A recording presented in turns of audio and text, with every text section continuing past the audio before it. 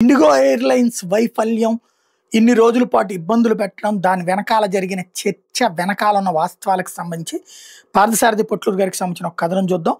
IndiGo airlines నిర్వాహకం కేంద్రం BJP ప్రభుత్వం విఫలమైంది. మోడీజీకి అప్రదిష్ట. వరుసగా 8వ రోజున కూడా ఇండిగో విమాన సర్వీసులు రద్దవుతూనే ఉన్నాయి. అంటే కేంద్ర విమానయాన శాఖ ఎంతలా మొద్దున నిద్రపోతుందో అర్థమవుతుంది. ఇండిగో ఎయిర్‌లైన్స్ ఉదంతం విదేశీ కుట్ర కాదు, స్వదేశీ కుట్ర. ద్రోహులు మన దేశంలోనే ఉన్నారు. అలసత్వంతో కొనారిల్లుతున్న వ్యక్తులు ప్రభుత్వాన్ని నడుపుతున్నారు. తప్పు మన దగ్గర పెట్టుకుని సమర్థించుకోవడానికి ఎలాంటి ప్రయత్నం చేసినా అది సఫలమవదు. డిసెంబర్ 2న మొదలైన ఇండిగో విమాన సర్వీసుల రద్దు ప్రహసనం డిసెంబర్ 9 వరకు కొనసాగుతూనే ఉంది. వేల మంది ప్రయాణికులు ఎయిర్పోర్ట్లో సమాధానం చెప్పేవారు లేక తమ లగేజీ కోసం గంటల తరబడి వేచి చూడాల్సి వచ్చింది. ఢిల్లీ, చెన్నై, బెంగళూరు, ముంబై, హైదరాబాద్ ఎయిర్పోర్ట్లు కుంభమేళా సమయంలో కాశీ, ప్రయాగ్రాజ్ రైల్వే స్టేషన్ లాగా కిరిచిపోతాయో అట్లా కనిపించాయి. ఇంటర్వ్యూలకు వెళ్ళేవాళ్ళు, బిజినెస్ పని మీద వెళ్ళేవాళ్ళు, ముఖ్యమైన ఆపరేషన్ కోసం హాస్పిటల్కి వెళ్ళేవాళ్ళు, పెళ్ళైన కొత్త దంపతులు రిసెప్షన్ కోసం వేరే నగరానికి వెళ్లాల్సిన వాళ్ళు, ఇలా వివిధ రంగాల వాళ్ళు ఇండిగో సర్వీస్ రద్దు అవడంతో ఇబ్బందులు పడ్డారు. భారతదేశ విమానయాన రంగ చరిత్రలో ఇండిగో ఎయిర్లైన్స్ సర్వీసెస్ రద్దు అనేది అతిపెద్ద తప్పిదం. ఇంతకు పూర్వం ఇక ముందు కూడా ఇలాంటి తప్పిదం జరిగే అవకాశం ఉండబోదు. వాతావరణం అనుకూలించకపోవడం వల్ల విమాన సర్వీసులు రద్దు అవడం సహజం. ప్రపంచవ్యాప్తంగా ప్రతి దేశంలో జరిగేదే అది. కానీ పైలట్ల కొరత, గ్రౌండ్ సిబ్బంది కొరత వల్ల ఏకంగా 2600 సర్వీసులు రద్దు అవడం, అది ఒకే ఒక్క ఎయిర్లైన్స్ వల్ల ఇలా జరగడం భారతదేశ విమానయాన రంగంలో ఇదే మొదటిసారి. ఈనాటి సంక్షోభానికి కారకులు ఎవరు? ఇండిగో ఎయిర్లైన్స్, భారత విమానయాన మంత్రిత్వ శాఖ, director general of civil aviation సంయుక్తంగా బాధ్యత వహించాలి. ఇండిగో సంక్షోభం వెనక కారణం ఏంటో తెలుసుకోవాలి. అంటే 2012లోకి వెళ్ళాలి. 2012లో భారత్లోని విమాన పైలట్ల అసోసియేషన్స్ అయిన Indian commercial pilots association, Indian pilots guild, federation of Indian pilots కలిసి ఢిల్లీ హైకోర్టులో పిటిషన్ వేశాయి. పిటిషన్ ఉద్దేశం ఏంటంటే భారత విమానయాన రంగంలో పైలట్లకు పని ఒత్తిడి ఎక్కువగా ఉండటం వల్ల త్వరగా మానసికంగా, శారీరకంగా అలసిపోతున్నామని, కాబట్టి నిబంధనలు మార్చమని కేంద్ర విమానయాన శాఖ, director of civil aviation flight ఆపరేటర్స్కి ఆదేశాలు ఇవ్వమని అభ్యర్థించాయి. అంతర్జాతీయ ప్రయాణికులు విమాన పైలట్స్కి ఎలాంటి ప్రమాణాలు వర్తింపజేస్తున్నారో అవే ప్రమాణాలు భారత పైలట్స్కి వర్తింపజేయాలి. ఇవి భారతదేశ పైలట్ అసోసియేషన్స్ అడిగినవి. సరిగ్గా 12 ఏళ్ల తర్వాత ఢిల్లీ హైకోర్టు తన తుది తీర్పును ప్రకటించింది. ఈ అంశాల మీద మళ్ళీ పిటిషన్ లేదా రివ్యూ పిటిషన్లు వేయడానికి వీలు లేకుండా 2024లో ఢిల్లీ హైకోర్టు మొత్తం 22 పాయింట్లను అమలు చేయడానికి గాను గుర్తించింది. కార్ 24 సివిల్ ఏవియేషన్ రిక్వైర్మెంట్స్ లేదా కార్ 2024 పేరుతో వ్యవహరిస్తారు. ఢిల్లీ హైకోర్టు మార్పులు చేయాలని తీర్పు ఇచ్చిన అంశాలని, ఢిల్లీ హైకోర్టు ఇచ్చిన ఆదేశాలను అమలు చేయడానికి కేంద్ర పౌర విమానయాన శాఖ 1 సంవత్సరం గడువు కోరింది. కోర్టు అనుమతి ఇచ్చింది. 2024లో ఢిల్లీ హైకోర్టు ఇచ్చిన ఆదేశాలను అమలు చేయాల్సిందిగా డీజీసీఏ అన్ని ఆపరేటర్లకి కోర్టు చెప్పిన విధంగా మార్పులు చేసుకోవడానికి సంవత్సరం సమయం ఇచ్చింది. ఏప్రిల్ 7, 2025న కేంద్ర విమానయాన శాఖ అప్పటి ఢిల్లీ హైకోర్టు న్యాయమూర్తి అయిన జస్టిస్ తారా వెటత్స గుంజు గారి ముందు ఒక అఫిడవిట్ దాఖలు చేస్తూ కోర్టు గుర్తించిన 22 అంశాల్లో 15 అంశాలని జూలై 1, 2025 నాటికి అమలు చేస్తామని, మిగతా 7 అంశాలను నవంబర్ 1 నాటికి అమలు చేస్తామని హామీ ఇచ్చింది. సో ఢిల్లీ హైకోర్టు కేసు విచారణ పూర్తయిపోయినట్టుగా ప్రకటిస్తూ కేసు మూసేసింది. ఢిల్లీ హైకోర్టు ఇచ్చిన ఆదేశాల్లో కొన్ని ముఖ్యమైన అంశాల గురించి చర్చిద్దాం. ఎందుకంటే ఇండిగో ఫియాస్కో అనేది ఈ ముఖ్యమైన అంశాల వల్లనే సంభవించింది.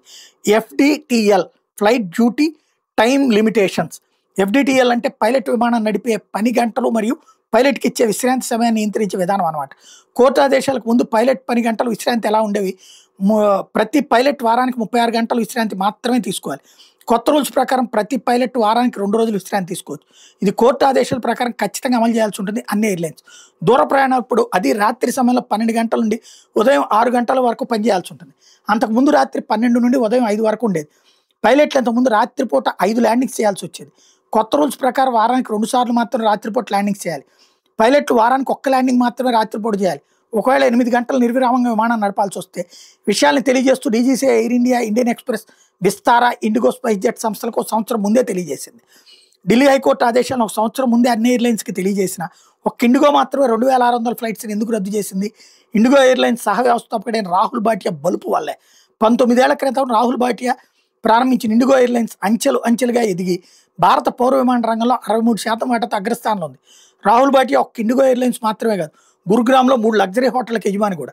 ఇండిగో ఎయిర్లైన్స్ ఒళ్ళు బలుపు ఎంతలా ఉందంటే నవంబర్ 1 కల్లా కొత్త రూల్స్ని పాటించడానికి ఏవేవి అవసరం అవుతాయో అన్నీ సిద్ధం చేసుకుని డీజీసీఏకి తెలియజేయాలి. కానీ ఇండిగో ఆ పని చేయలేదు. విచిత్రం ఏంటంటే డిసెంబర్ 2న ఫ్లైట్స్ రద్దు చేయడానికి ముందు అంటే నవంబర్ 30న CR24 నిబంధనల విషయంలో సందేహాలు ఉన్నాయని డీజీసీఏ ఆఫీసును సంప్రదించింది. పోనీ అప్పుడన్నా తమకు ఇబ్బందులు ఉన్నాయని డీజీసీఏకి తెలిపిందంటే అది లేదు. డీజీసీఏ ఇండిగో అడిగిన అన్ని సందేహాలకి సమాధానాలు ఇచ్చింది. డిసెంబర్ 2న ఇండిగో ఫ్లైట్స్ ఒకదాని తర్వాత ఇంకోటి అలా ఫ్లైట్స్ను రద్దు చేసుకుంటూ పోయింది. డీజీసీఏ అధికారులు విమానయాన శాఖ మంత్రి ఆఫీసు నుండి ఫోన్లు వస్తే ఏదో సాఫ్ట్వేర్లో గ్లిచ్ అని సరిచేస్తున్నామని సమాధానం చెప్పింది ఇండిగో. ఇండిగో రాహుల్ భాటియా తెలిసే కుట్ర చేశాడా?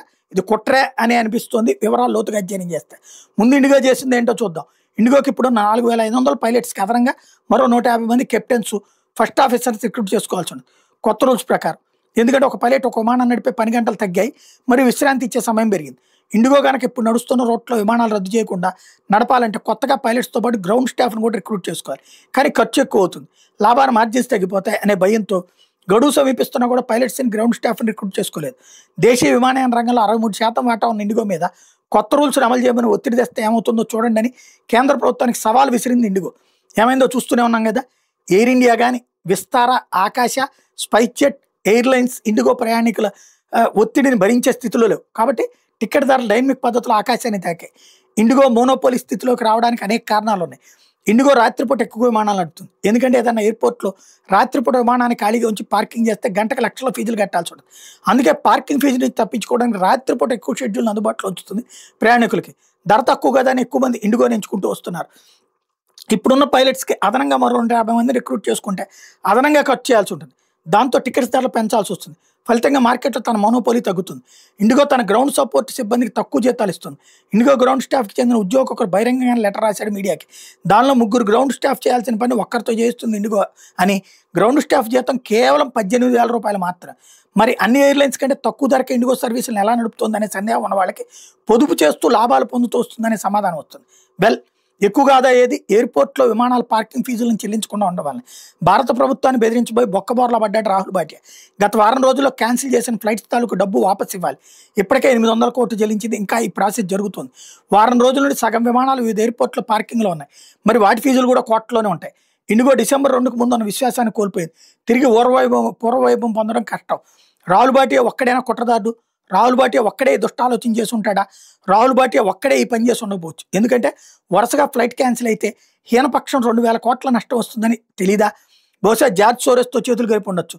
జార్జ్ సోరోస్ గతంలోనే ప్రకటించాడు భారత్లో మోడీజీని గద్దె దింపడానికి $500 బిలియన్ అయినా సరే ఖర్చు పెడతానని. 2,000 కోట్లు కాదు 5,000 కోట్లు ఇస్తానని ఆఫర్ ఇచ్చి ఉండొచ్చు. ఇండిగో సృష్టించిన సంక్షోభం చిన్నదేం కాదు. విద్యావంతులు, బిజినెస్ ఎలైట్లు ఇండిగో నిర్వాహకాన్ని ప్రభుత్వ వైఫల్యంగానే చూస్తారు తప్పితే విడిగా ఇండిగో ఎయిర్లైన్స్ వైపు చూడరు. కేంద్ర పౌర విమానయాన శాఖ బాధ్యతగా, సురక్షితంగా, సమయపాలనగా విమానాలు నడిచేటట్టుగా చూడడానికే కదా ఉంది. కేంద్ర పౌర విమానయాన శాఖ మంత్రి రామ్మోహన్ నాయుడు గారు పార్లమెంట్లో ఇండిగో సంక్షోభానికి కారణం వివరిస్తూ మళ్ళీ ఎవరో కూడా ఇట్లాంటి పనికి పూనుకోవడానికి భయపడేలా చర్యలు తీసుకుంటామని ప్రకటించడం, దానికి ఎన్డీఏ సభ్యులు బల్లలు చరుస్తూ అభినందించడం చూస్తే నవ్వాలో ఎడవాలో తెలియలేదు. సివిల్ ఏవియేషన్ మంత్రి గారికి చివరి నిమిషం వరకు ఇండిగో ఫ్లైట్స్ రద్దు చేయడం గురించి తెలియదట. ఢిల్లీ హైకోర్టుకి కార్ 24 నిబంధనలు అమలు చేస్తామని అఫిడవిట్ ఇచ్చి ఆ నిబంధనలు ఏంటో అన్ని ఎయిర్లైన్స్ సంస్థలకి తెలిపింది డీజీసీఏ కదా. రామ్మోహన్ నాయుడికి డీజీసీఏ తన కింద పనిచేస్తుందని తెలియదా? దేశంలోని ఏ ఎయిర్లైన్స్ అయినా కొత్తగా పైలట్స్ని రిక్రూట్ చేసుకుంటే ఆ విషయాన్ని డీజీసీఏకి తెలియజేస్తాయి. అది రూల్. మరి గడువు దగ్గర అవుతున్న కొద్దీ ఇండిగో అదనంగా పైలట్స్ని రిక్రూట్ చేసుకుందా లేదా అని డీజీసీఏ ఎందుకు అడగలేదు? ఇండిగోని తనకు ప్రోగ్రెస్ రిపోర్ట్ ఎందుకు ఇవ్వలేదు అని ఎందుకు అడగలేదు? 2024లోని ఢిల్లీ హైకోర్టు ఆదేశాలను అన్ని ఎయిర్లైన్ సంస్థలకు పంపిస్తూ మీరు ఎలాంటి చర్యలు తీసుకుంటున్నారు, ఎలాంటి చర్యలు తీసుకుంటున్నారో డీజీసీఏ నివేదిక ఇవ్వాలని ఆదేశాలతో స్పష్టంగా పేర్కొన్నారు కదా. మరి అట్లాంటప్పుడు డీజీసీఏ ఇండిగోని అదనపు సిబ్బందిని రిక్రూట్ చేసుకున్నారు లేదా? మీ ఫ్లైట్స్ ఆపరేషన్స్ని ఇప్పుడున్న సిబ్బందితోనే గడపదలుచుకుంటే ఆ మేరకు ఫ్లైట్ షెడ్యూల్ని తగ్గించారా లేదా అని డీజీసీఏ ఎందుకు అడగలేదు? నవంబర్ 30 ఇండిగో ఎయిర్లైన్స్ కార్ 24 నిబంధనల గురించి సందేహ నివృత్తి కోసం డీజీసీఏకి వచ్చినప్పుడు అన్న కార్ 24 కంప్లైంట్స్ గురించి ఎందుకు అడగలేదు? డిసెంబర్ 2న ఇండిగో ఫ్లైట్స్ క్యాన్సిల్ అవుతున్నా ఇంకో పక్క ఇండిగో బుకింగ్స్ చేసుకుంటూ ఉంటే డీజీసీఏ ఎందుకు ఆపలేదు? ఇదేమీ యాదృచ్ఛికంగా జరిగిన సంఘటన కాదు. డిసెంబర్ 4-5 తేదీల్లో రష్యా అధ్యక్షులు వ్లాదిమిర్ పుతిన్ భారత పర్యటన జరుగుతున్న సమయంలో ఇండిగో ఫ్లైట్స్ రద్దు అనేది పీక్ స్టేజ్కి వెళ్ళింది అనేది మర్చిపోకూడదు. పుతిన్కి బద్ధశత్రువు జార్జ్ సోరోస్ అన్న సంగతి అందరికీ తెలిసిన విషయమే. జార్జ్ సోరోస్ సిఐఏతో కలిసి పనిచేస్తాడన్నది నిజమే. సాఫ్ట్వేర్ టెక్నికల్ గ్లిచ్ కాదు ఇండిగో. రామ్మోహన్ నాయుడు చెప్తున్నట్టు కావాలని చేసిన కుట్ర. బీజేపీకి అభిమానులు ఉన్న వర్గంనే ఇండిగో టార్గెట్ చేసి సఫలమైంది. ఆర్నాబ్ గోస్వామి వర్సెస్ టీడీపీ జాకీ ఆపరేటర్స్. ఆర్నాబ్ గోస్వామి మంత్రి రామ్మోహన్ నాయుడు ఎక్కడా అంటూ టీడీపీ ప్రతినిధి దీపక్ రెడ్డిని అడిగితే తెలిసింది చెప్పి ఉంటే బాగుండేది, కానీ లోకేష్ పరిస్థితిని పర్యవేక్షిస్తున్నాడని అర్థం వచ్చేలా మాట్లాడాడు దీపక్ రెడ్డి. దాంతో ఆర్నాబ్ ఇండిగో ఉదంతంతో లోకేష్కి ఏం సంబంధం అని అడిగాడు. దీపక్ రెడ్డి ఆర్నాబ్తో Nara Lokesh Babu is monitoring situation from last 24 hours and the setup a war room also. ఏమన్నా అర్థం ఉందా? ఇండిగో ఉదంతం మీద లోకేష్ వార్ రూమ్ ఓపెన్ చేసి మానిటరింగ్ చేస్తున్నాడు దీపక్ రెడ్డి గారు వాచ.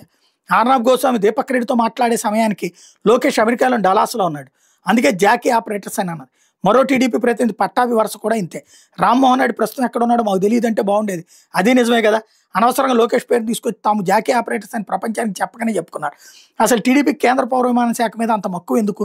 2014-19 టర్మ్లో కూడా అశోక్ గజపతి రాజు గారిని కేంద్ర పౌర విమానయాన శాఖ మంత్రిని చేశారు. ఇప్పుడేమో రామ్మోహన్ నాయుడు అదే శాఖ మంత్రిని చేశారు. ఎందుకంత మక్కువ? ఎప్పటికైనా మోడీజీ కానీ అమిత్ షా గారు కానీ చంద్రబాబుతో మాట్లాడి రామ్మోహన్ నాయుడికి వేరే మంత్రి శాఖ అప్పచెప్తే మేలు.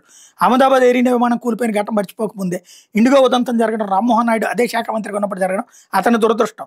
మన తెలుగుడు కదా, ఇంగ్లీష్ హిందీ తెలుగు భాషలో అనర్గళంగా మాట్లాడతాడని ఏకంగా కేబినెట్ మంత్రి పదవి ఇస్తే ఎలా? మంచి వక్త ఎప్పుడు మంచి కార్యదక్షతకు అలవాటుగా ఉంటాడు అని రూల్ ఏమీ లేదు కదా.